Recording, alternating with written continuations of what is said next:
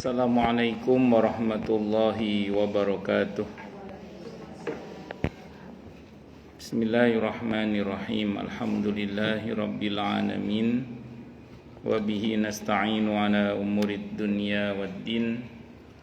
Wassalatu wassalamu ala asyrafil anbiya'i wal mursalin, Sayyidina wa habibina wa syafi'ina wa qurrati a'yunina wa maulana Muhammadin wa ala alihi wa ashabihi wa dzurriyyatihi ajma'in, amma ba'd. Asyhadu an la ilaha illallah wa asyhadu anna Muhammadar Rasulullah wa ufawwidu amri ilallah, innallaha basirum bil ibad. Hasbiyallahu la ilaha illa huwa alaihi tawakkaltu wa huwa rabbul arsyil azim. Qala Allah Ta'ala fi kitabihil karim hikayatan an nabiyillahi Musa alaihi salam, Rabbi syrah li sadri wa yassir li amri wahlul 'uqdatam min lisani yafqahu qawli. Para asatidzah, para ibu-ibu sekalian, hafizani wa hafizakunallah, wabil khusus segenap pengurus Majelis Ta'lim ibu-ibu Masjid Baitul Jihad, yang semoga pengurusnya dan jamaahnya selalu dalam naungan rahmat, barokah, perlindungan serta bimbingan Allah Subhanahu wa Ta'ala. Amin Allahumma amin insyaallah. Dan tentu saya doakan semoga kemuliaan ibu-ibu sekalian selalu dijaga dan ditingkatkan terus oleh Allah Subhanahu wa Ta'ala sebagai seorang muslimah, sebagai seorang istri, sebagai seorang ibu, monggo dunia hingga surga. Amin Allahumma amin insyaallah. Allahumma inna nas'aluka ilman nafi'ah wa rizqan thayyiba wa amalan mutaqabbalah wa fatahallahu lana futuhal arifin. Allahumma inna na'udzubika min ilmin la yanfa' wa amalin la yurfa' wa qalbin la yakhsha' wa du'a la yusma'. Allahumma ati anfusana taqwaha wa zakkiha anta khairu man zakkaha anta waliyuha wa maulaha. Amin Allahumma amin insyaallah. Masih melanjutkan kajian kita kitab At-Tadhkirah karya Al-Imam Al-Qurtubi rahimahullah rahmatan wasi'ah wa rahimallahu ulama al-muslimin. Qala al-muallif rahimahullahu ta'ala wa nafa'ana bihi wa bi'ulumihi fid dharain amin. Bismillahirrahmanirrahim. Halaman 728 nggih. 728. Adapun orang kafir, maka amalnya tampil kehadapannya dalam rupa makhluk yang terburuk dan berbau paling busuk, pakai qaf. Makhluk itu duduk di sebelahnya. Setiap kali si kafir itu dikejutkan sesuatu, maka makhluk itu menambah dia terkejut. Dan setiap kali dia merasa takut, maka makhluk itu membuat dia semakin takut. Si kafir itu berkata, seburuk-buruk teman adalah kamu. Siapa kamu ini? Makhluk itu balik bertanya, tidakkah kamu mengenali aku? Tidak, jawab si kafir. Aku adalah amalmu sendiri. Kata makhluk itu mengenalkan, amalmu dulu buruk, maka dari itu kamu lihat aku buruk. Amalmu dulu busuk, makanya dari itu kamu lihat aku busuk. Sekarang tundukkan kepalamu, aku akan menaiki kamu. Telah sekian lama kamu menaiki aku di dunia. Itulah kiranya yang difirmankan Allah Ta'ala di surah An-Nahl, surah ke-16 ayat 25 itu, liyahmilu auzarahum kamilatai yaumal qiyamah, agar mereka memikul dosa-dosa mereka dengan sepenuh-penuhnya pada hari kiamat. Jadi ini yang pernah kita bahas sebelumnya ya, berkenaan dengan malaikat yang Allah bentuk berdasar cahaya amal kita.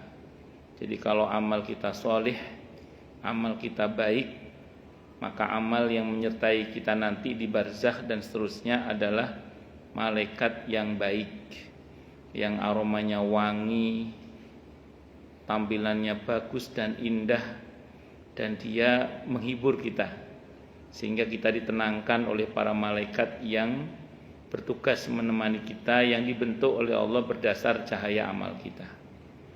Tapi kalau orang itu jahat, apalagi sampai kafir, naudzubillahi min syarri dzalik, maka bentuk amal itu akan dibentuk oleh Allah malaikat yang sesuai dengan amalnya, yaitu buruk rupa, busuk baunya, alih-alih menenteramkan justru semakin menambah ketakutan dan ketegangan di akhirat nanti. Naudzubillahi min syarri dzalik.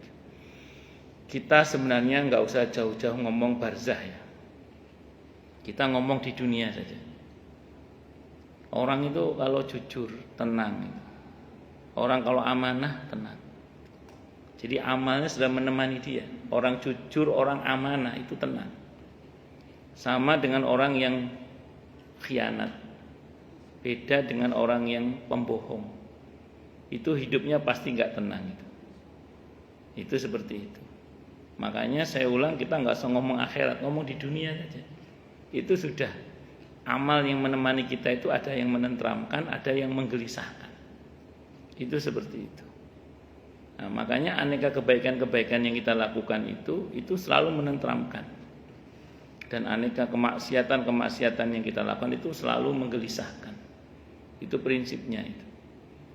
Dan pilihan ada di tangan kita. Apakah kita akan memilih jalur takwa atau jalur kebaikan atau jalur kejahatan.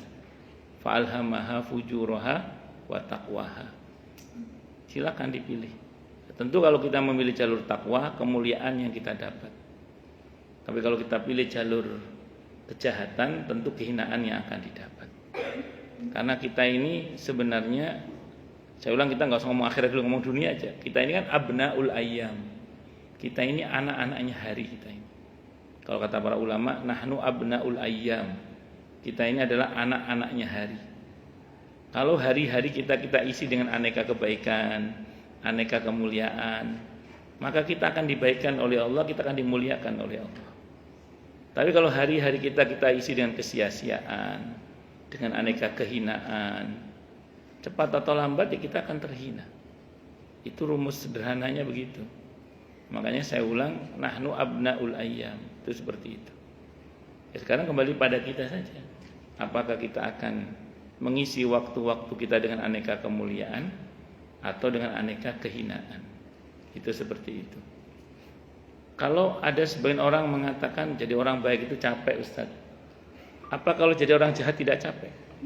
Itu pertanyaannya.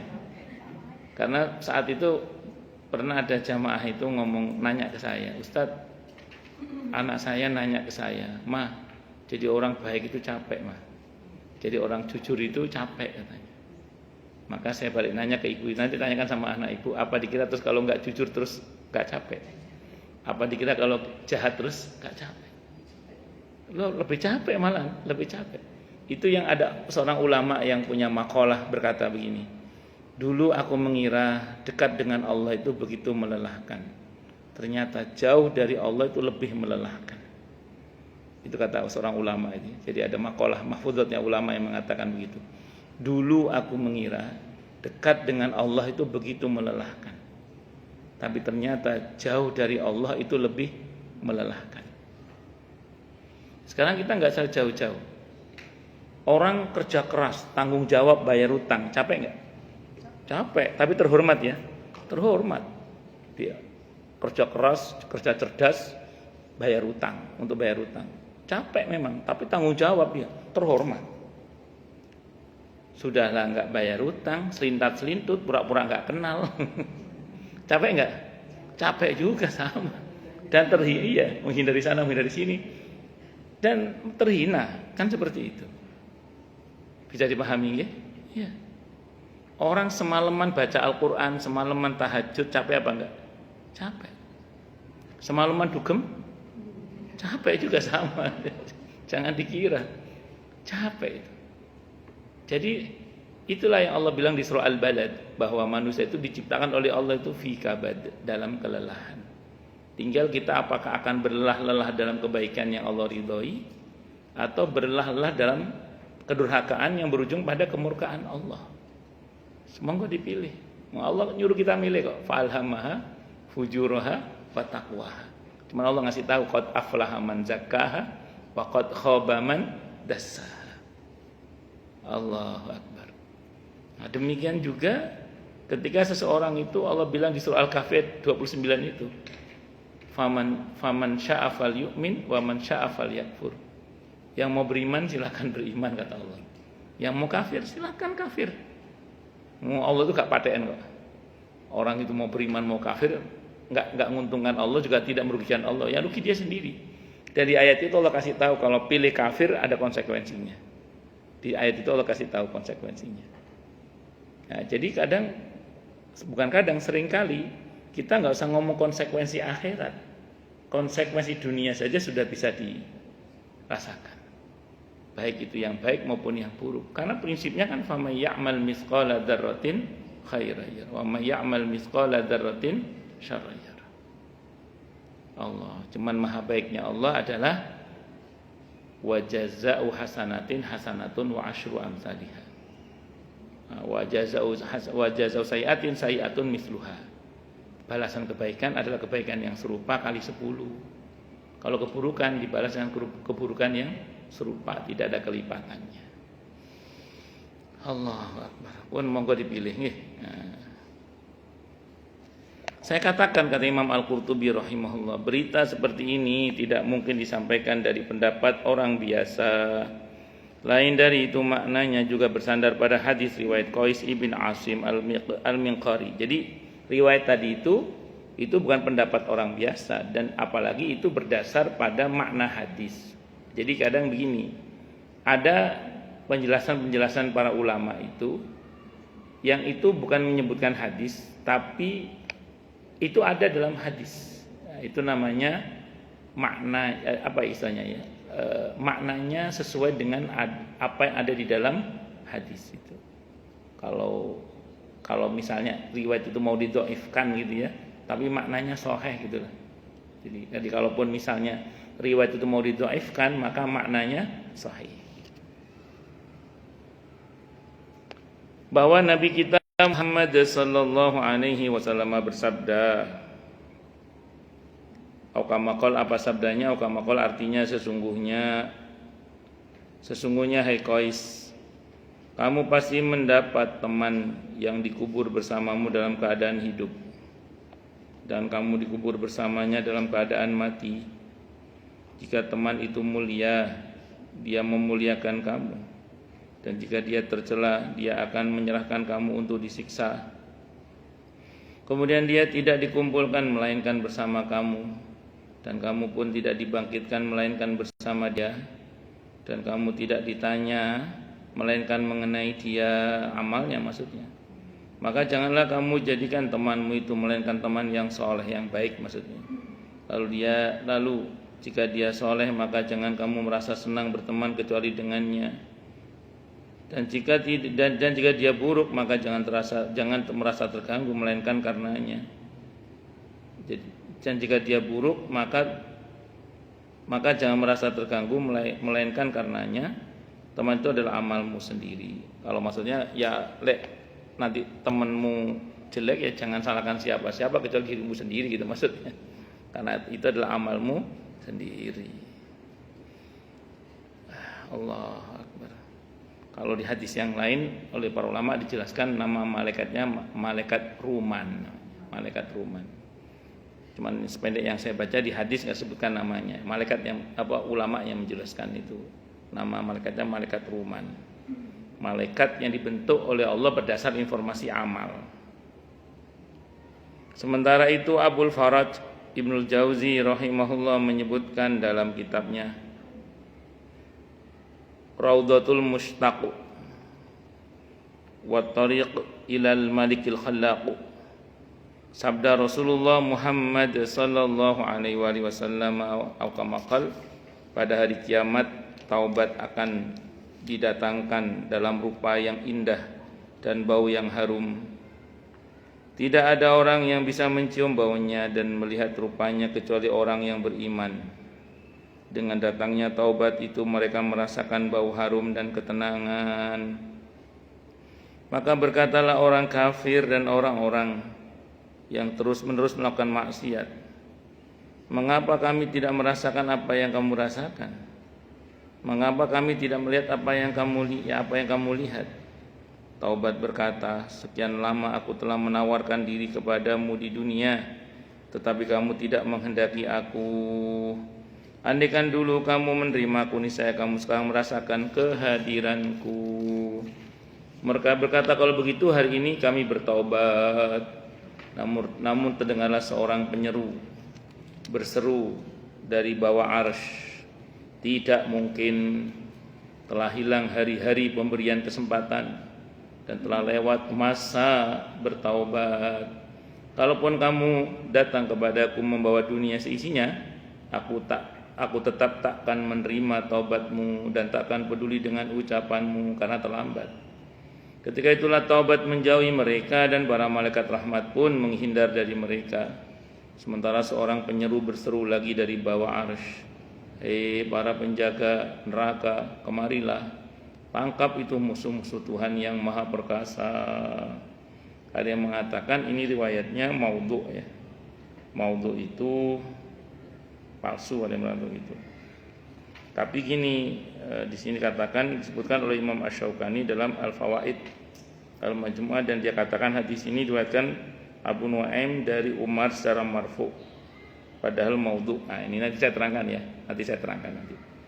Ini semakin memperjelas apa yang telah kami sebutkan di atas, tapi atas pertolongan Allah juga kita mendapat taufik, wallahu alam. Saya mau terangkan.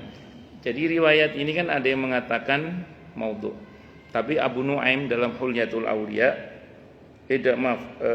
Imam Asy-Syaukani disebut Imam Asy-Syaukani ya, dalam kitab Al-Fawaid Al-Majmu'ah, dan dia katakan hadis ini diriwayatkan oleh Abu Nuaim dari Umar secara marfu. Imam Asy-Syaukani yang mengatakannya dan merujuk pada Abu Nuaim. Abu Nuaim itu yang kitab Hulyatul Awliya, Al-Hafidz, beliau Al-Hafidz. Berarti ini ada perbedaan pendapat apakah hadis ini maudhu ataukah marfu. Kalau marfu itu terangkat sampai ke Rasulullah Muhammad sallallahu alaihi wasallam, itu marfu namanya. Kalau maudhu itu palsu. Nah, saya mau terangkan dulu gini. Ada kitab judulnya Al-Maudhu'at.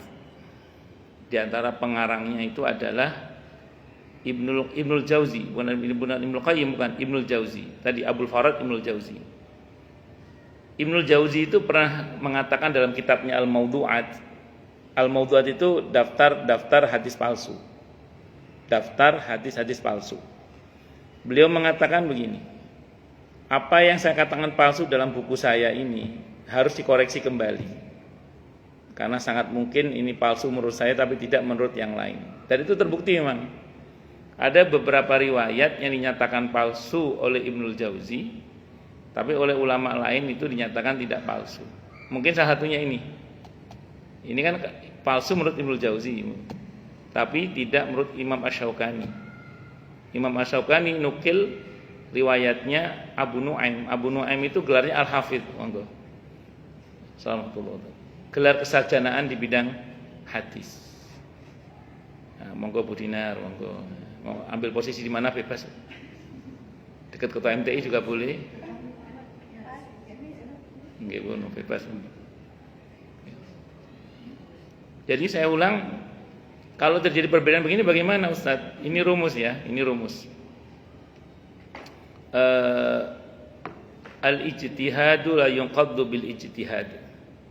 Ijtihad seorang ulama itu tidak bisa dibatalkan oleh ijtihad ulama yang lain. Jadi apa yang dikatakan palsu oleh Ibnul Jauzi tidak bisa dibatalkan oleh pendapat Asy-Syaukani. yang menukil pada pendapat Abu Nuaim, atau sebaliknya pendapat Abu Nuaim tidak bisa dibatalkan oleh pendapat Ibnul Jauzi. Jadi tidak saling membatalkan itu, masing-masing dengan argumennya. Nah, saya ambil contoh ya, ini saya ambil contoh. Ketika Sayyidina Hasan dan Sayyidina Husain lahir, kata Imam At-Tirmidzi rahimahullah, Nabi kita Muhammad sallallahu alaihi wasallam mengadani telinga kanannya dan mengiqomai telinga kirinya. Kata Imam At-Tirmidzi hadisnya sahih. Yang ngomong sahih siapa? Imam At-Tirmidzi. Belakangan ada yang mendhaifkan. Belakangan ada yang memaudhu'kan itu, ada yang menganggap palsu. Jadi hadis yang disahihkan oleh Imam At-Tirmidzi itu belakangan ada yang mendhaifkan, belakangan ada yang memaudhu'kan gitu. Pertanyaannya, apakah yang dikatakan sahih Imam At-Tirmidzi itu menjadi batal gara-gara setelahnya ada yang mendhaifkan? Tidak batal, masing-masing itu eksis. Madhab Hanafi itu masih eksis walaupun setelahnya ada madhab Maliki. Madhab Maliki masih eksis walaupun setelahnya ada madhab Syafi'i. Madhab Syafi'i masih eksis walaupun setelahnya ada madhab Hambali. Tidak menjadi batal hanya gara-gara ada pendapat-pendapat yang berbeda setelahnya itu. Ini rumus ini supaya kita ini nggak bingung. Sama kadang bingung, katanya sahih kok dhaif catatan kakinya Ustaz, bingung siapa. Nggak usah bingung, dipilih saja. Nah, saya karena di sini kita sedang ngaji kita Imam Al-Qurtubi. Imam Al-Qurtubi cenderung pada yang menyatakan marfu, berarti terangkat sampai ke Rasulullah Muhammad sallallahu alaihi wasallam. Berarti hadis ini insyaallah bisa diamalkan. Nah, kembali karena kita sepakat dulu ya bahwa ini kita merujuk pada pendapat Imam Al-Qurtubi. Berarti riwayat ini bisa kita amalkan. Kita bahas sekarang masalah taubat sekarang, taubat. Allah itu memberi gini. Kalau ngomong soal pahala dan rahmat, itu Allah maunya dipercepat dan dilipat gandakan. Tapi kalau ngomong dosa dan adab, itu Allah maunya ditunda dan tidak dilipat gandakan. Itu maha baiknya Allah itu. Saya ulang ya, kalau ngomong soal pahala dan rahmat, itu Allah maunya dipercepat dan dilipat gandakan. Tapi kalau ngomong dosa dan adab, itu Allah maunya ditunda, ditangguhkan maksudnya, dan tidak dilipat gandakan. Kita berangkat dari sebuah hadis muttafaqun alaih Bukhari Muslim ya. Jadi ketika seseorang berniat untuk berbuat baik, baru niat saja, belum dikerjakan itu sudah diberi pahala seperti sudah dikerjakan sekali utuh. Ini kita baru niat saja, itu sudah diberi pahala seperti sudah dikerjakan sekali utuh kalau untuk kebaikan. Kalau dikerjakan dilipat gandakan 10, 100, 700, di hadis yang lain hingga tak berhingga. 10, 100, 700, di hadis yang lain hingga tak berhingga. Contoh nggih. Izin saya minum nggih. Nah, saya minum. Bismillah. Alhamdulillah. Ini yang nyumbang minuman ini sudah dapat pahala. 1 enggak, 10. Udah saya minum 10. Minimal itu 10 minimal. Kata Nabi bisa 100, bisa 700, bisa hingga tak berhingga. Rupanya yang saya minum ini jadi tenaga bagi saya. Dengan izin Allah jadi tenaga. Sehingga saya bisa ngajar. Dan setelah ini saya ngajar lagi insya Allah di Geraha Indah, di Jati Mekar misalnya. Nah, dapat pahala lagi nggak ini yang nyumbang? Dapat pahala lagi ya. Rupanya dari sekian banyak ilmu yang saya sampaikan, ada 1-2 yang diamalkan. Saya dapat pahala, yang nyumbang air ini dapat pahala lagi nggak? Dapat. Iya. Ternyata yang saya ajarkan itu diajarkan lagi ke orang lain. Dia dapat pahala, saya dapat lagi, yang nyumbang dapat lagi. Dapat lagi terus. An-Nisa 85 itu, may yashfa' syafa'atan hasanatan yakul lahu nasibum minha. Siapa yang memberikan pertolongan yang baik, maka dia akan dapat pahala yang sama dengan pertolongan tersebut atau yang ditolong tersebut. Ini kalau terus kan bisa hingga tak berhingga. Yes. Kita udah lupa Allah makin lupa. Ini baru air putih, apalagi kalau STMJ. Nah, ini misalnya aja. Bisa dipahami ya maksudnya ya. Nah, jadi ini yang saya maksud tadi bahwa seseorang itu kalau berbuat kebaikan dipercepat oleh Allah dan dilipat gandakan. Itu satu. Tapi kalau ngomong soal dosa, Allah sukanya ditangguhkan. Masih hadis yang sama, orang kalau baru niat berbuat yang tidak baik, baru niat, belum dicatat sebagai dosa. Jadi kalau baru niat belum dicatat sebagai dosa. Kalau dibatalkan malah diberi pahala. Karena haram itu definisinya dikerjakan berdosa, ditinggalkan berpahala. Jadi kalau ditinggalkan, astagfirullah, enggak jadi deh. Nah, itu malah dapat pahala. Kalau ngeyel dikerjakan, tidak dilipat gandakan dosanya. Di hadis yang lain, bukan di Bukhari Muslim, di hadis yang lain Allah bilang kepada malaikat, tahan, tunggu sampai beberapa waktu. Ada yang mengatakan 6 jam, ada yang mengatakan 12 jam sehari. Kalau dia segera bertobat, maka tidak pernah Allah catat dosa itu. Tapi kalau dia sampai ditunggu sehari itu kok tidak tobat, baru dicatat 1 dosa. Nah, ini yang kalau andaikan dia tobat tetap ada bekasnya itu. Kalau segera bertobat nggak pernah dicatat. Bisa dimengerti ya. Nah, Allah itu kalau soal dosa begitu. Udah begitu, kalau bicara adab, Allah nggak mau mensegerakan adab. Allah maunya ditunda hingga pada batas waktu yang Allah tentukan. Fatir ayat 45, surah ke-35 ayat 45. Lau yu'akhidullahu an-nasa bima kasabu ma taraka ala dhuhriha min dabbah walaki yu'akhiruhum ila ajalim musamma. Andaikan Allah berkehendak mengadab manusia disebabkan apa yang mereka kerjakan, niscaya tidak akan tersisa satu binatang melata pun di muka bumi ini. Akan tetapi Allah sengaja menangguhkannya hingga batas waktu yang Allah tentukan. Jadi Allah itu enggak senang adab itu dipercepat. Dalam surah Fatir ayat 45 itu Allah enggak suka mempercepat adab. Allah maunya ditunda, ditangguhkan adab itu.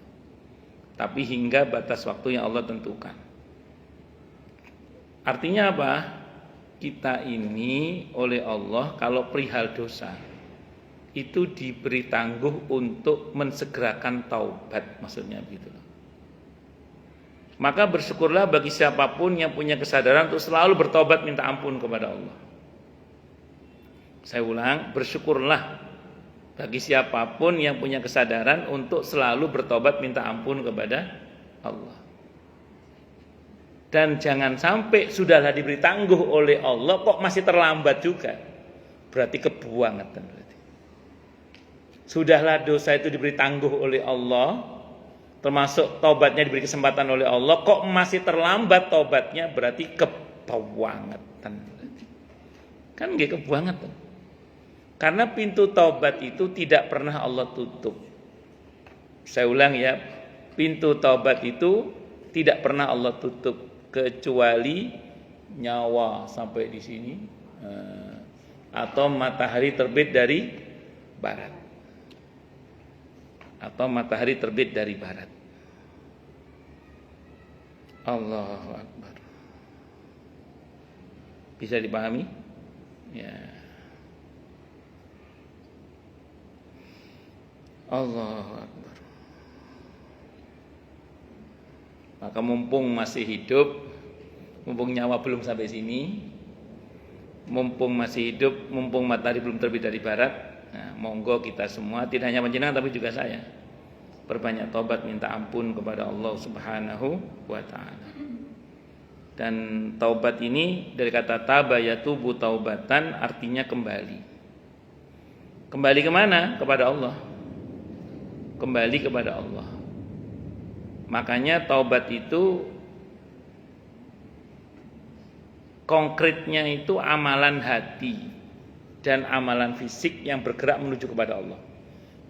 Pertama, namanya tobat itu adalah al-iqla', konkret meninggalkan perbuatan maksiat itu. Yang kedua, an-nadam, menyesal. Yang ketiga, al-azam, komitmen tidak mengulangi lagi. Pertama apa tadi? Konkret meninggalkan perbuatan maksiat itu. Yang kedua, menyesal. Yang ketiga, komitmen tidak mengulangi lagi. Kata Imam Nawawi, dengan 3 ini secara prinsip dasar dulu ya, nanti kecuali yang membayar denda ya. Karena ada beberapa dosa yang tidak cukup hanya dengan tobat tapi harus bayar denda. Tapi secara prinsip dengan 3 ini urusannya dengan Allah beres. Kalau itu dosa berhubungan dengan Allah, dengan 3 ini beres. Konkret meninggalkan perbuatan maksiat itu, menyesal, komitmen tidak mengulangi lagi. Kok nggak ada istighfarnya Ustaz? Orang yang beristighfar belum tentu bertobat. Orang yang bertobat pasti beristighfar. Jadi orang yang beristighfar belum tentu bertobat. Astagfirullah, astagfirullah. Belum tentu dia tobat. Tapi orang yang bertobat pasti beristighfar. Itu seperti itu. Bisa dipahami ya? Nah, ini secara prinsip, kecuali nanti ada beberapa dosa yang memang menuntut adanya denda ya. Seperti pelanggaran sumpah atau pelanggaran nadar misalnya. Atau beberapa pelanggaran haji dan umroh saat ihram ya. Itu memang ada beberapa dosa yang itu menuntut adanya denda. Ya, ini harus belajar fikih kalau ini. Tapi secara prinsip kata Imam Nawawi 3 itu urusannya dengan Allah beres. Sering orang bertanya kemudian, Ustadz, kita udah konkret meninggalkan perbuatan maksiat itu, udah komitmen tidak mengulangi lagi dan menyesal sudah. Tapi namanya manusia, kadang dosa yang sama terulang kembali. Apakah tobat saya yang dulu batal Ustadz? Dia nanya gitu ke saya. Maka saya jawab, yang dulu, tobat yang dulu itu sudah sah, insya Allah diterima oleh Allah, sudah diampuni oleh Allah. Yang itu dosa baru, harus tobat lagi. Bisa dipahami? Loh katanya Ustaz, keledai tidak akan jatuh pada lubang yang sama 2 kali. Oh iya, itu keledai. Kalau manusia bisa jatuh pada lubang yang sama berkali-kali, saya bilang gitu. Loh kok bisa gitu? Saya sering contohkan di sini ya. Saya itu enggak usah ngomong lubang kehidupan, lubang jalanan fisik gitu. Saya kalau keluar ngajar dari Harapan Indah itu, kalau jalanan belum diperbaiki, kalau musim enggak hujan itu ketahuan lubangnya kan. Tapi kalau udah hujan, apalagi kuliah subuh atau malam, genangan air. Padahal siang itu udah saya tandai di mana lubangnya itu, udah saya tandai itu. Agar jangan sampai saya itu kena lubang itu. Tapi yang kadang ya lali ya. Kadang kejuk ya kan. Udah saya tandai itu. Ya itulah manusia. Yang penting kan kita tidak sengaja mengulangi bahwa itu terjadi bisa karena dominasi kepentingan, nafsu dan syahwat, kalah oleh sistem misalnya, macam-macam. Orang kan macam-macam keadaan. Yang penting itu tadi 3 itu. Terus kemudian rumusnya, jangan pernah berhenti bertobat karena banyak maksiat, tapi teruslah bertobat sampai bosan maksiat. Jadi kita jangan terprovokasi ketika kita mau beristighfar, minta ampun pada Allah itu. Jangan terprovokasi sama omongan setan yang mengatakan, "Alah nanti tobat kumat lagi, tobat udah nunggu tua aja." Iya, jangan terprovokasi. Kalau kita mengatakan, "Ya deh, ntar aja tobatnya." Ntar aja tobat udah kalah berarti kita. Yang betul tetap begitu kita merasa berbuat dosa, segera tobat, minta ampun pada Allah. Astagfirullah, ya Allah, ampuni hamba ya Allah. Terus jangan nunggu tua, tobat aja. Bahwa maaf ya, non saya nama Tiap hari. enggak, setiap saat bahkan kalau siap. Nggak merasa berdosa gitu. Repot itu. Ya, kan? Enggak. Ya kan. Enggak kan. Merasa salah gitu. Enggak. Mendingan mau salah mau enggak. Tobat. Nabi itu kan enggak punya dosa tapi tobatnya terus. Oh. Karena tobat itu soal cinta, Bu Dinar. Soal cinta. Tobat itu soal cinta. Jadi singkat cerita, jangan terprovokasi oleh omongan setan untuk ntar tobat nunggu tua. Jangan sekarang. Wah, jangan pernah berhenti bertobat karena banyak maksiat, tapi teruslah bertobat sampai bosan maksiat. Terus, jangan berhenti, terus. Allahu Akbar. Itu berkaitan dengan hakullah. Kalau hakul adami wajib minta maaf.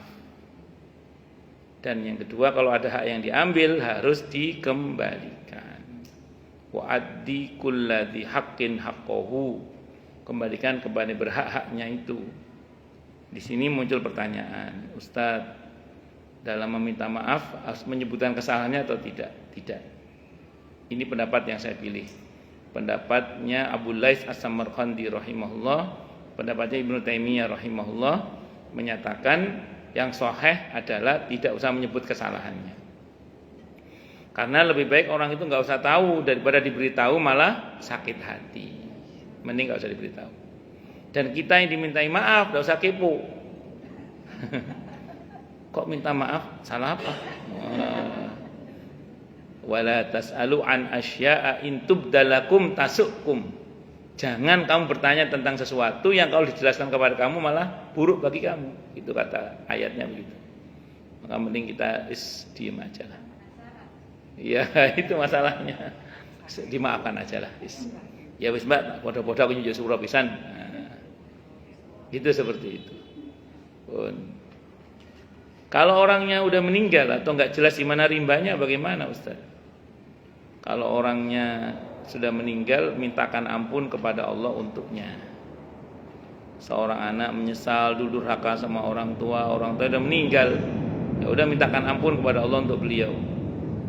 Mintakan ampun kepada Allah untuk beliau. Itu seperti itu. Kalau ada hal yang diambil, kembalikan. Kalau orang yang punya hak itu enggak ada, sedekah atas nama dia. Ya, itu kata Imam Al-Qurtubi dalam kitab At-Tadhkirah ini, beliau mengatakan ulama tidak ada khilaf. Dengan begitu selesai insyaallah. Makanya saya sering sampaikan di sini, ibu-ibu kalau sedekah, kalau kita merasa dulu pernah ngambil hak orang lain yang orangnya udah enggak jelas di mana rimbanya, niatkan dalam hati, ya Allah, semoga sebagian pahala sedekah saya untuk orang-orang yang kepada mereka hamba punya kewajiban mengembalikan hak. Ya, sekali aja niat, tidak harus selalu niat. Allah nggak akan pernah lupa, walaupun kita sudah lupa. Tapi insya Allah dengan itu urusan kita dibantu selesai nanti oleh Allah Subhanahu Wa Taala. Sehingga semoga kita tidak termasuk orang-orang yang bangkrut di akhirat nanti, di dunia dan di akhirat. Amin. Allahumma amin. Bisa dimengerti nggih? Nah, semudah itu tobat itu kalau kita mau. Nah, itu seperti itu. Dan saya ulang ya, penyebab utama orang tidak mau bertobat itu biasanya karena tidak tahu, satu. Dan yang kedua karena dia belum apa-apa udah menduga-duga, ya tobat nanti ulangi lagi tobat. Wong yang Allah tuntut itu cuma komitmen saja, jangan mengulangi. Bahwa nanti itu terulang ya tobat lagi, terus gitu aja. Yang penting bikin komitmen bahwa saya tidak akan mengulangi lagi. Dan itu Allah Maha tahu siapa yang sungguh-sungguh dan siapa yang pura-pura. Dan siapa yang membuat pengakuan juga itu beda. Orang yang sungguh-sungguh jelas ya. Yang pura-pura jelas. Yang membuat pengakuan bagaimana maksudnya Ustaz membuat pengakuan itu? Jadi gini. Ya Allah, ampuni dosa hamba ya Allah. Tapi masih enak ya astagfirullah, mau ampuni hamba ya Allah gitu. Ngerti enggak maksudnya? Jadi ada sebagian orang itu tahu itu perbuatan dosa, tapi dia belum bisa menghindarinya karena dia masih terkungkung oleh dominasi nafsu dan syahwatnya. Atau dominasi sistem, sehingga kemudian dia tahu itu salah, tapi dia nggak bisa keluar gitu loh. Tapi dia nggak mau begitu sebenarnya, tapi keadaan memaksa dia begitu. Nah, nanti insya Allah akan ada masa di mana dia dibantu oleh Allah untuk bisa keluar dari situ, insya Allah. Itu misalnya bekerja di tempat miras gitu, harus jual miras, di hotel yang jual miras seperti itu. Kan? Bisa begitu. Sambil contoh ini, contoh. Saya dulu punya murid ngaji. Waktu saya masih di Surabaya, dia datang ke rumah ngaji. Dia masih gadis saat itu, berdua sama adiknya, perempuan dua-duanya. Dia kerja di hotel Surabaya, yang di Delta Plaza, dekat Delta Plaza itu, ngetes ya, dekat Delta Plaza itu. Ada hotel Surabaya yang dekat Bank Eksim dulu, sekarang Bank Mandiri. Nah itu dia itu kerjaannya sebagai waiters apa? Ya pokoknya nemenin orang minum itu loh. Iya, di hotel itu ada diskotiknya atau apa? Dia bagian nemenin orang minum, nuang air. Iya. Apa namanya? White. Oh, enggak, tapi dia jemputnya waiters, dia jemputnya apa itu? Apa itu?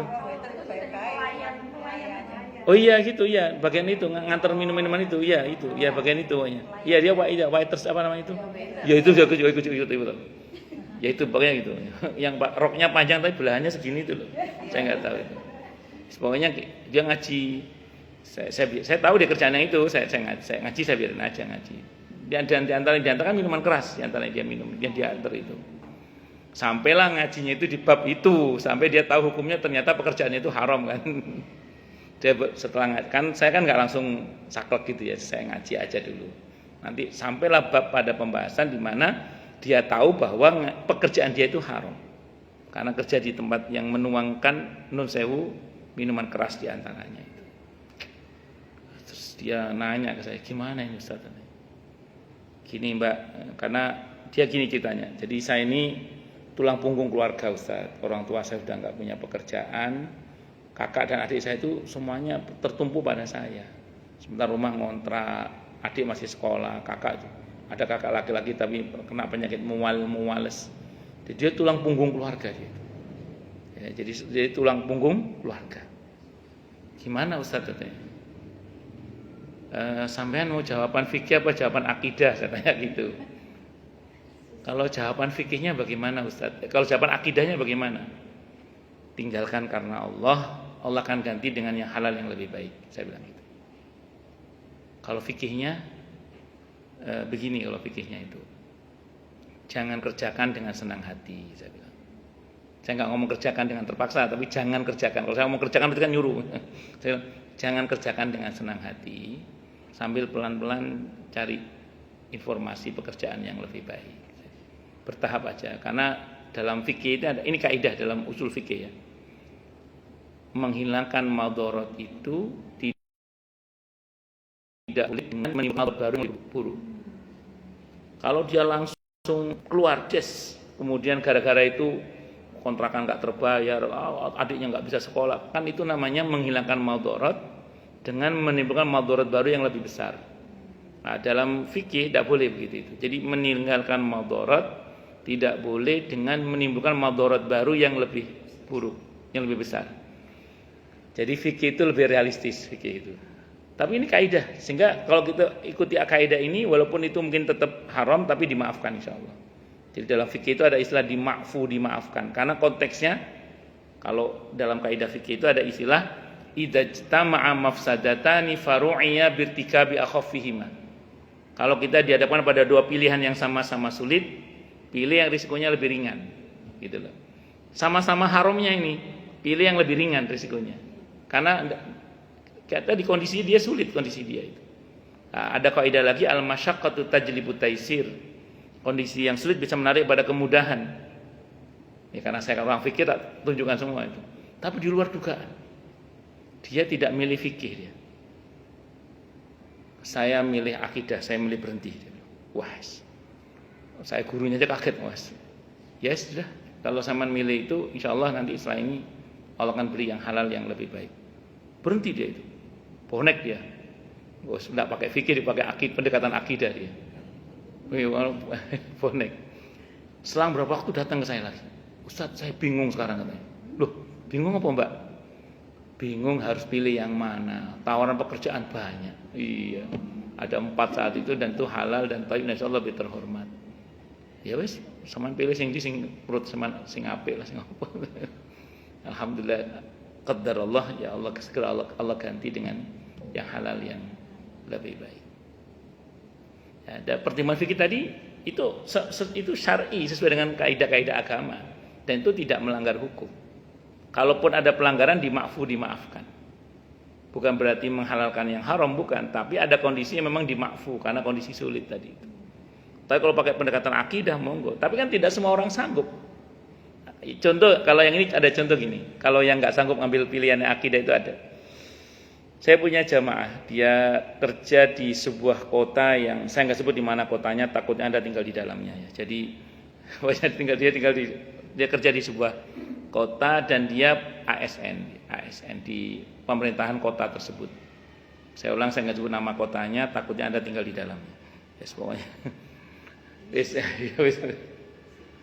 Singkat kata, tapi saat wali kotanya masih siapa, saya nggak sebut namanya lah ya, pokoknya gitu. Nah, beliau ini ASN. Nah, beliau ini diantara tugasnya itu nganter suap. Saya ulang, diantara tugasnya itu nganter suap. Paham nganter suap ya? Yes. Tukang nyuapin itu loh itunya. Tukang suap dia itu. Dia itu nanya ke saya ini bingung Ustaz, gimana kalau saya nggak turuti nanti saya dimutasi ke yang nggak enak, kalau saya nurut ini dosa sama Allah, bingung deh gimana ini. Sementara mau keluar dari ASN, jadi ASN itu ya sulit dia bilang gitu, bingung dia itu. Saya bilang gini, sampean mau jawaban akidah apa fikih, saya bilang gitu. Pertanyaan saya sama dengan yang itu, cuman gini, kalau ini orang nggak saya sebut lah, takutnya Anda tinggal di dalamnya itu pokoknya. Wah, ya apa namanya, sampean mau yang mana? Kalau akidah bagaimana? Bismillah, tinggalkan, keluar. Nanti Allah ganti dengan yang halal yang lebih baik. Jadi ASN itu sulit Ustaz. Gitu. Oke, berarti sampean enggak sanggup ya. Kalau fikih gimana kalau fikih? Saya bilang gini, kalau fikih itu jangan kerjakan semua itu dengan senang hati. Saya tidak mengatakan kerjakan dengan terpaksa, berarti saya nyuruh toh. Saya pilih kalimatnya, jangan kerjakan semua itu dengan senang hati. Ingkari perbuatan itu, terus tobat minta ampun kepada Allah. Jadi Anda mengerjakan itu semata-mata karena Anda mukroh. Karena ada hadis yang mengatakan orang yang dipaksa itu kan, kalau dalam hadis itu Allah sudah mengampuni orang yang lupa terus tidak sengaja, terus dipaksa mukroh namanya. Iya. Jadi lupa nggak sengaja sama aja itu. Satunya lagi itu apa ya? Saya lupa. Ada yang kedua itu apa? Yang terakhir itu yang karena dipaksa itu. Itu udah masuk dalam ayat Rabbana la tu'akhidna in nasina aw akhtana itu. Maka terus kemudian orang ini mengatakan, ya wis saya pilih tetap bertahan, tapi saya tidak akan kerjakan semua itu dengan senang hati. Artinya dia ingkari. Dia begitu disuruh ini kemungkaran, ini tidak benar, saya ingkari. Saya kerjakan karena saya dipaksa. Jadi tidak dengan senang hati. Selang berapa waktu kemudian, sekarang beliau posisinya sudah tidak lagi bagian nganter suap, tapi bagian yang disuap sekarang. Enggak. Beliau posisi yang disuap sekarang, tapi beliau nggak mau terima suap, enggak. Beliau cerita sama saya saat itu Jadi sebelum naik jabatan sekarang, posisi penting di Pemkot tertentu saya nggak sebut namanya. Itu beliau sebelum menjabat itu, sebelum jabatan barunya itu, beliau sengaja beli rumah baru, mobil baru, pokoknya supaya nggak dikira nanti dituduh yang macam-macam itu. Terus kemudian ganti nomor rekening gitu, supaya nggak ada, ya supaya nggak orang macam-macam lah. Lagi kalau nomor rekening kan ketahuan oleh PPATK kan.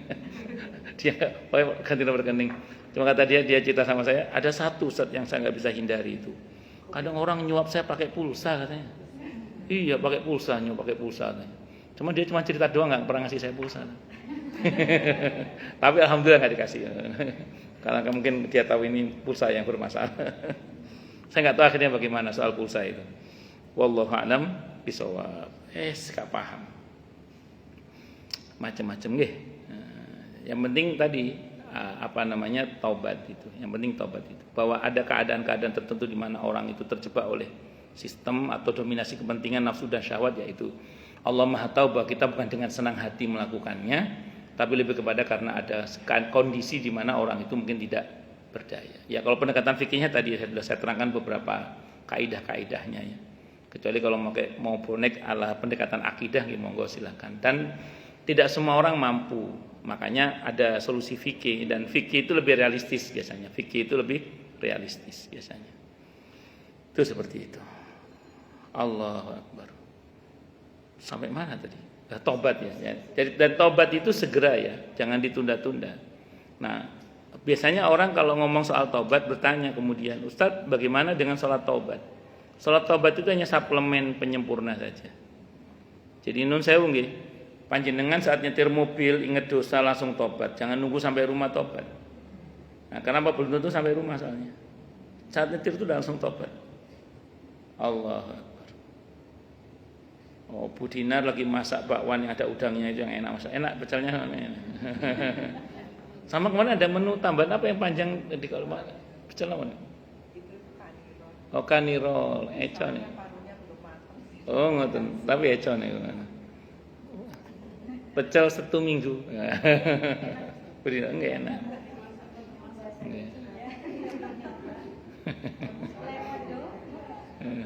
Mampir. Ora masih. Pun punya kita. Tapi ini saya serius nih. Jadi kok sampai mana tadi? Sampai lagi bikin bakwan udangnya tahu-tahu Bu Dinar ingat dosa tertentu misalnya. Karena ingat kata-kata ada udang di balik peyek misalnya gitu. misalnya. Itu jangan nunggu selesai bikin bakwan baru tobat. Saat bikin langsung tobat, minta ampun sama Allah. Langsung minta ampun pada Allah. Jangan nunggu. Iya istighfar. Ya disesali, komitmen tidak mengulangi lagi dalam hati itu semuanya gitu. Pokoknya gitu. Jangan nunggu nanti.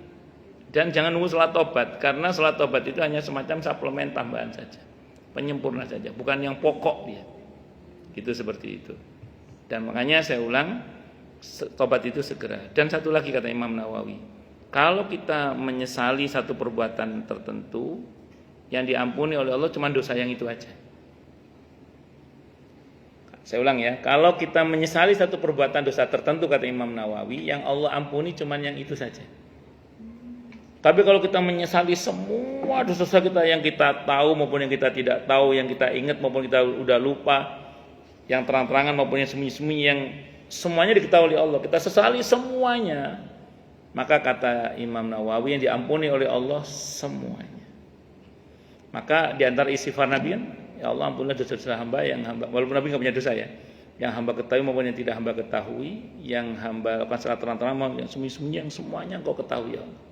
Itu untuk kita istighfar itu sebenarnya. Di mana kita ini harus minta ampun kepada Allah untuk ada masa di mana kita itu harus meminta ampun kepada Allah untuk semua dosa-dosa kita. Yang kita ingat maupun yang kita tidak ingat.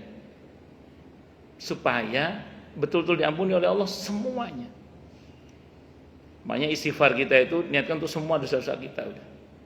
Di samping kadang kita parsial. Nun sewu nggih Ibu pas lewat lihat pohon jambu langsung istighfar, astagfirullah. Ya saya nggak tahu ada apa dengan jambu itu pokoknya. Misalnya apa jambu tetangga atau apa gitu.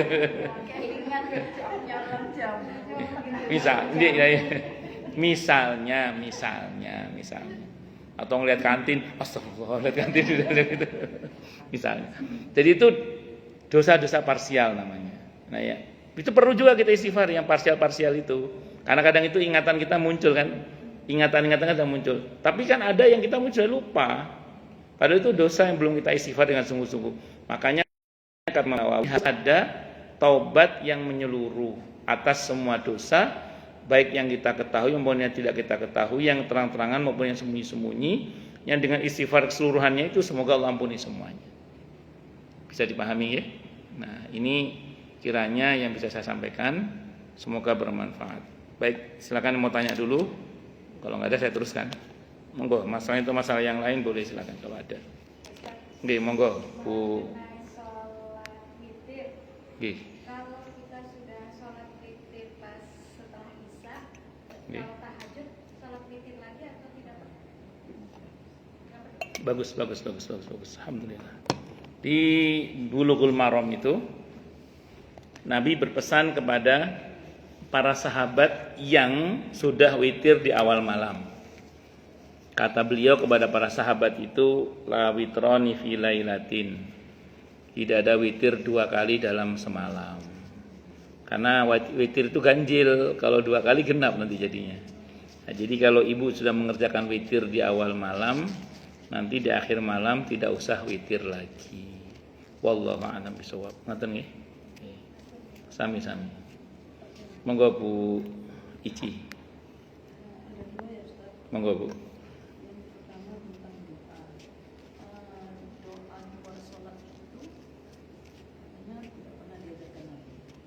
setelah selesai sholat fardu. Oke. Terus.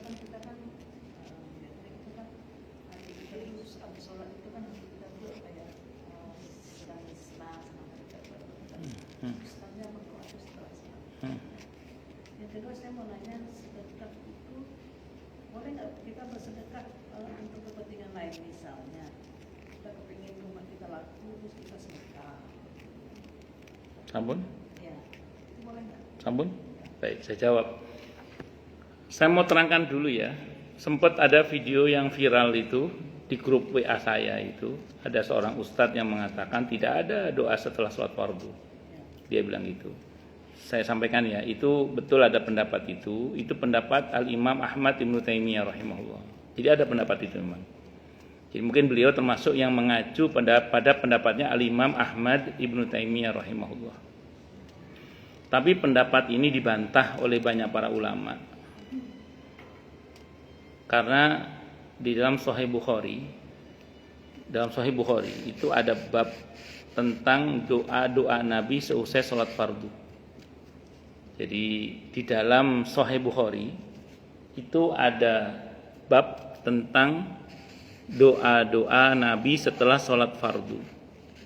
Nah, sehingga kalau dikatakan tidak ada doa seusai sholat fardu, bertentangan dengan hadis sahih di dalam Sahih Bukhari. Dan itu beberapa hadis, tidak satu hadis di dalam Sahih Bukhari. Nanti ibu-ibu kalau pengen tahu lengkapnya informasinya, WA saya, nanti saya kirim ke ibu tulisan saya tentang tulisan yang saya himpun masalah itu, dalam masalah itu. Nanti saya kasih ke ibu-ibu kalau ibu mau ya. Kalau ya tak buka dulu gitu. Tapi WA saya nanti saya kirim ke ibu-ibu. Kalau ibu mau, dasar bahwa setelah sholat fardu itu ada hadisnya, bahwa Nabi itu berdoa itu ada hadisnya. Nah, di antara kelemahan Al-Imam Ahmad Ibnu Taimiyah rahimahullah. Ibnu Taimiyah ulama besar ya. Tapi di antara kelemahan beliau di mata para pengkritiknya itu adalah beliau itu sering berkata begini, ini enggak ada hadisnya. Padahal ulama lain mendapati ada. Itu di antara kelemahan beliau. Ya, ulama juga manusia, beliau juga bisa mungkin salah. Jadi beliau di antara kelemahannya di mata para pengkritiknya adalah beliau sering berkata ini tidak ada dalilnya, ini tidak ada sunnahnya, ini tidak ada contohnya. Itu kelemahan beliau. Makanya beberapa kawan-kawan yang pahamnya mirip beliau sering ngomong gitu biasanya. Nah, dan padahal bukan tidak ada, tapi ada. Makanya nanti kalau ibu mau WA saya, nanti saya kirimkan beberapa hadis yang sahih tentang adanya doa Nabi seusai sholat fardu. Dan itu ada di dalam satu bab di dalam Sahih Bukhari. Ada dalam satu bab dalam Sahih Bukhari. Yaitu di antara kesalahan beliau. Tapi saya ulang, kita tetap menghormati beliau sebagai ulama, tidak kita rendahkan karena tidak boleh kita itu mencela ulama, tetap kita hormati. Nah, adapun nanti ibu ketemu sama ustadz atau ustadz berkata begitu, pahami saja bahwa beliau ini memang ya berbeda dengan kita mungkin karena beliau mengacu pada pendapat Al-Imam Ahmad Ibnu Taimiyah rahimahullah. Satu dulu ya Bu ya, satu dulu. Yang kedua begini, boleh nggak kita bersedekah? Tentu karena Allah dasarnya, tapi sambil bawa proposal dalam hati, semoga rumah kita laku misalnya gitu ya. Artinya ada orientasi duniawi yang kita sertakan di dalam amal kita itu. Betul gitu maksudnya ya. Saya mau tanya sama ibu sekarang. Ini pertanyaan dasar aja.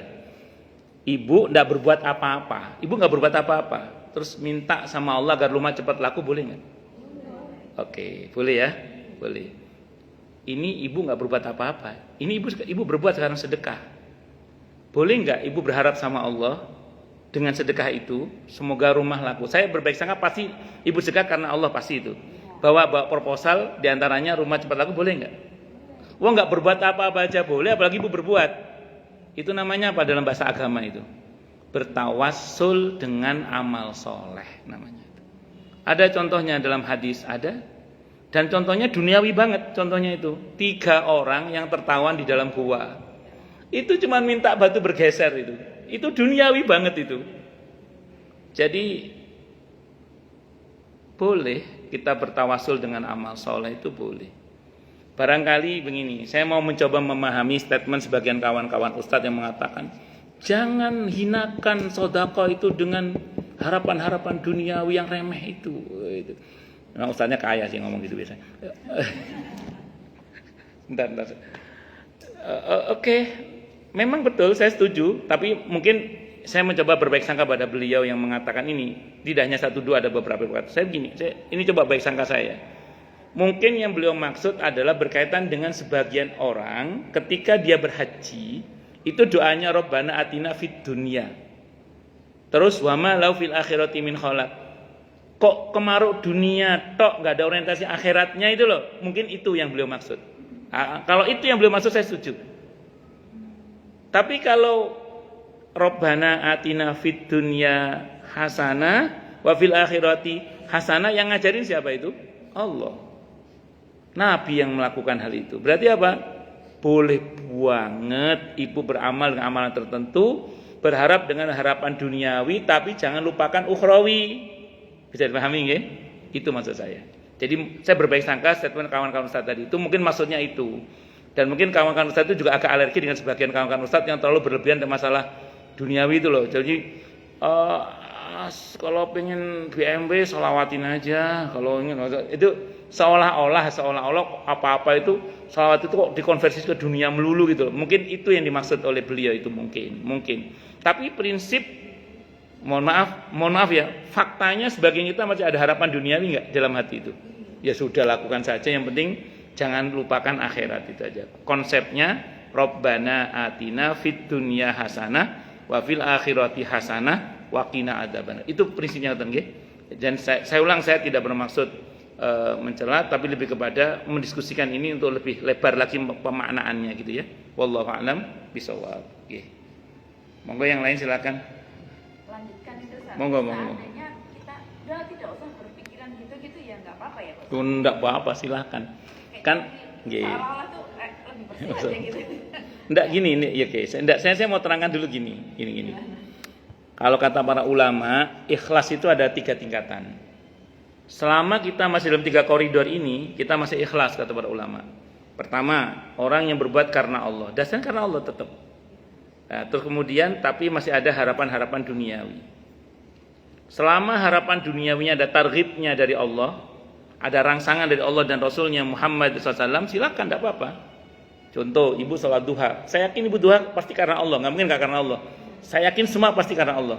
Tapi faktanya bawa proposal nggak dalam hati itu? Berharap dagangannya laku. Monggo, wong ada targhibnya dari Nabi berkaitan dengan sholat duha yang terkait dengan jalbur rizki, menarik rizki. Targhibnya dari Nabi kita Muhammad SAW. Ibu nanti baca dalam fikih sunnah saya sabik bab tentang sholat duha. Bisa dipahami ya? Nah, contoh yang lain, ibu misalnya sedekah.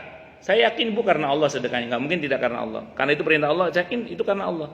Tapi faktanya bawa proposal tuh, berharap ya faktanya gitu. Itu monggo, tidak apa-apa. Selama targhibnya itu dari Allah dan Rasulnya silahkan. Karena Allah menjanjikan itu. Yang tidak boleh itu kalau plus duniawinya itu melanggar syariat. Contoh, berbagi karena Allah plus biar terkenal kalau saya ini orangnya dermawan. Nah, itu namanya sum'ah, itu namanya riya. Itu yang nggak boleh. Namanya bukan riya, kalau dipanggil riya kan itu nggak pantas. Nah, jadi itu ya, itu. Yang kedua, orang yang beramal karena Allah plus harapannya sudah mulai ukhrawi. Jadi ini biasanya 40 tahun ke atas, biasa gitu. Duniawi nggak terlalu tetap, tapi duniawi nggak terlalu dominan. Orientasinya bagaimana saya selamat dunia akhirat, bagaimana saya masuk surga, bagaimana saya selamat dari siksaan neraka. Mikirnya akhirat sudah. Karena Allah berharap masuk surga, berharap selamat dari siksaan neraka. Ini masih ikhlas.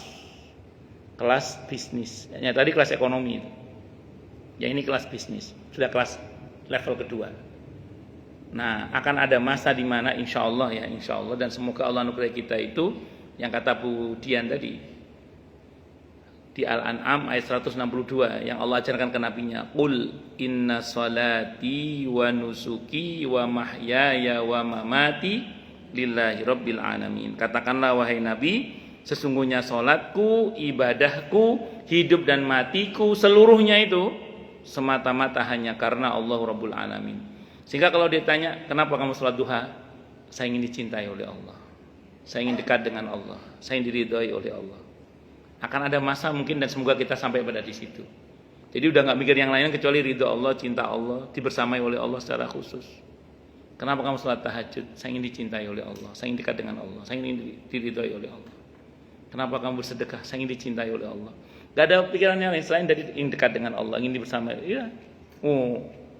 Kalau kita sudah sampai tingkatan ini, itu baru ikhlasnya kelas eksekutif. Itu. Tapi sebagian kita mungkin belum sampai di situ. Tidak apa-apa, kita semua berproses.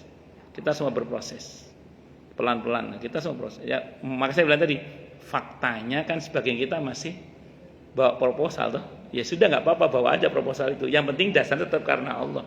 Dan selama itu diperbolehkan dalam syariat itu. Itu nggak usah paksakan di level yang lebih tinggi.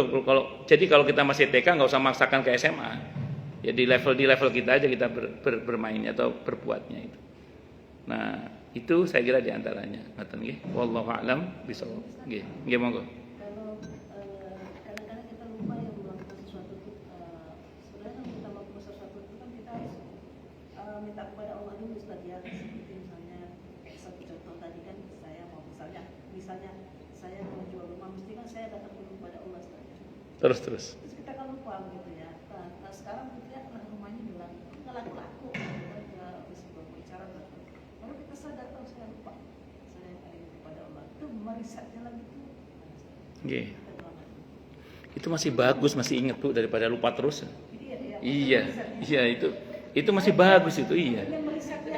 Iya, bagus. Iya, makanya gini, ini saya mau sampaikan, itu masih bagus, masih ingat sama Allah, itu masih bagus. Daripada yang nggak ingat sama sekali. Dan memang di antara hikmahnya mentok itu kan supaya orang kembali pada Allah. Di antara hikmahnya mentok itu supaya orang mau kembali kepada Allah. Itu di antara hikmahnya mentok itu. Nah, tapi mudah-mudahan kita nggak usah mentok gitu maksudnya. Jadi dari awal kita sudah dari Allah. Nah, oke lah, taruhlah kejadian seperti itu ya. Taruhlah sebegitu. Ya, taruhlah misalnya kejadian seperti itu. Maka cukup kita tobati apa yang terlanjur terjadi dan bilang sama ya Allah, ampuni hamba, kemarin hamba saya lupa kepada panjenengan. Mulai sekarang akan hamba mulai dari panjenengan ya Allah. Ampuni. Dimulai dengan tobat dan kembali memulai dari awal.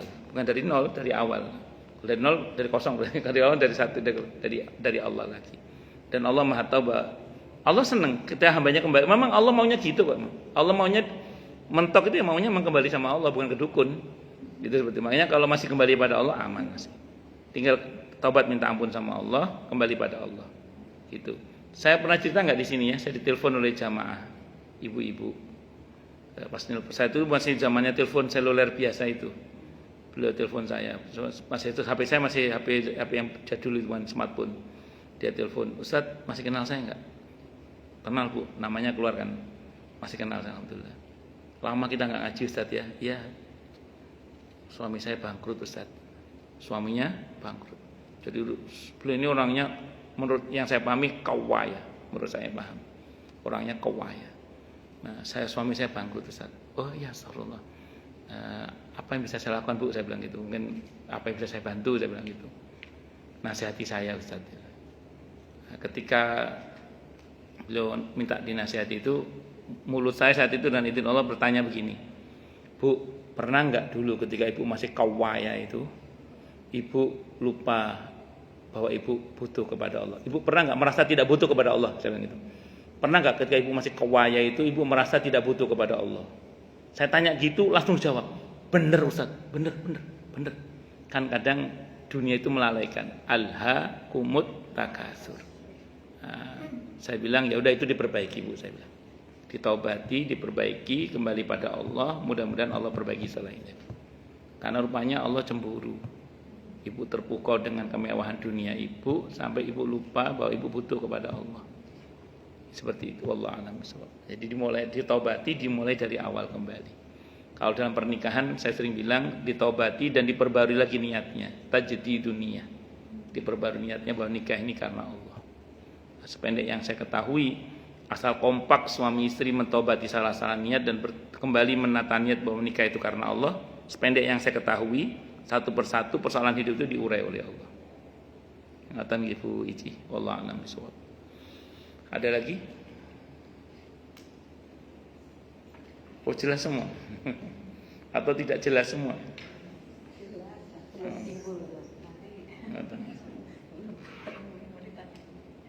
Oh, okay. Ya nanti kalau Tidak ada, cukup dulu, apa nambah lagi? Cukup nggih? Sudah 12. Kita tutup dengan hamdalah. Alhamdulillahirabbil alamin. Semoga kajian kita bisa bermanfaat, mubarakah fid dini wad dunya wal akhirah untuk kita, keluarga kita dan seluruh umat Islam semuanya, dan mudah-mudahan kita semua dijadikan oleh Allah sebagai orang-orang yang sukses dunia akhirat, selamat dunia akhirat, bahagia dunia akhirat, dan dipermudah setiap urusan kita oleh Allah fid dini wad dunya wal akhirah. Semoga Allah limpahkan hidayah selalu untuk kita, semoga Allah tingkatkan selalu hidayah untuk kita, dan semoga Allah berikan hidayah untuk siapapun yang melihat kita. Subhanakallahumma bihamdika asyhadu an la ilaha illa anta astaghfiruka wa atubu ilaik. Sallallahu alaihi Muhammad wa ala alihi wa sahbihi wasallam. Saya mohon maaf. Assalamualaikum warahmatullahi wabarakatuh.